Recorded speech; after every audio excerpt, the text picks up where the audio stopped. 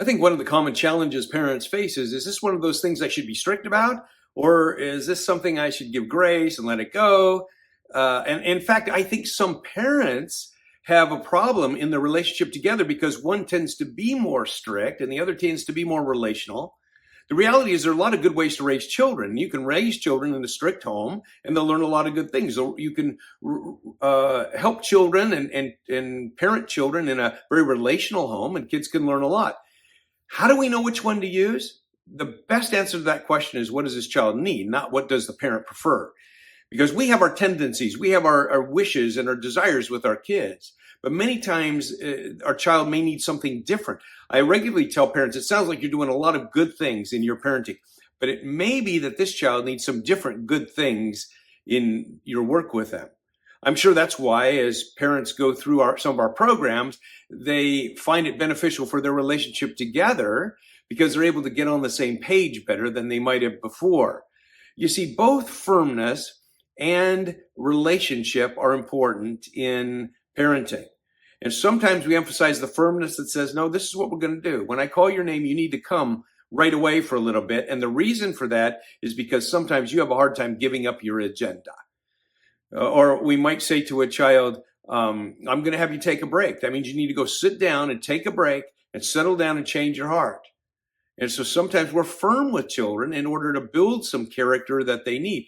Other times we're more relational. When a child has some challenge, we say, he's starting to get angry. Instead of being firm, we might say, why don't you come over here and let me give you a hug? Why don't you take some deep breaths? Let's try to settle down. I think we need to have a repertoire of parenting tools, like a toolbox, as it may be, that have both firmness kinds of strategies that we can implement, which are good for building character, and relationship strategies, which are great for opening the child's heart. And we need to know when to use those. But most importantly, we need to know when our current plan isn't working and we need to try something different. It's interesting that Ephesians chapter 4, verse 15 says this: instead, speaking the truth in love, we will grow to become in every respect the mature body of him who is the head, that is Christ. He's talking about truth in love. And I think it's another way of talking about this idea of firmness versus relationship. Sometimes we're just going to emphasize the truth. No, I'm sorry. You need to get off the computer right away because I've asked you to do that and you have a problem getting off the computer. So for a while, when I say you need to get off, you're going to get off right away. Other times we're going to say, okay, you can have 5 more minutes. It depends what we're working on with the child. Let's take another example. Your child goes to school and forgets his lunch. And you know that's going to create some problems for the child. What do we do? Do you go take the lunch? Or do you let him suffer the consequences? Well, the answer to that question has to do with what you're working on. Because I think sometimes if a child's irresponsible, then they're going to have to deal with the consequence and deal with that on their own and solve the problem, which can produce some character and may remind them, I need to take my lunch tomorrow.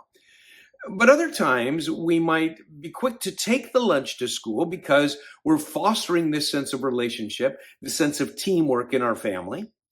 And so we're making that decision based on what we're trying to teach. What's going to help this child? We don't want to deprive the child of lunch, but we know that if they don't have a lunch, they're going to have the problem solved in a different way at school.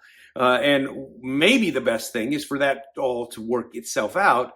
And we're teaching the child through that experience. Or maybe we're going to go and rescue the child, and that's okay. Some people feel like rescuing a child is a bad thing to do. Sometimes we're emphasizing this sense that we're all working as a team.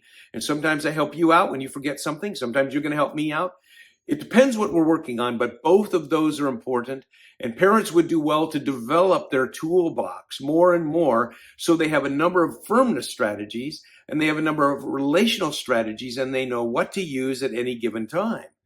Because sometimes it's the firmness that's going to help a child through their anxiety challenge. It says, no, I'm sorry, we need to go to school even though you don't feel comfortable with this. And other times we're going to be more relational that says, come on, let me give you a hug and let's work through this together. So what we're doing is balancing these two ideas, very important ideas that we bring to parenting.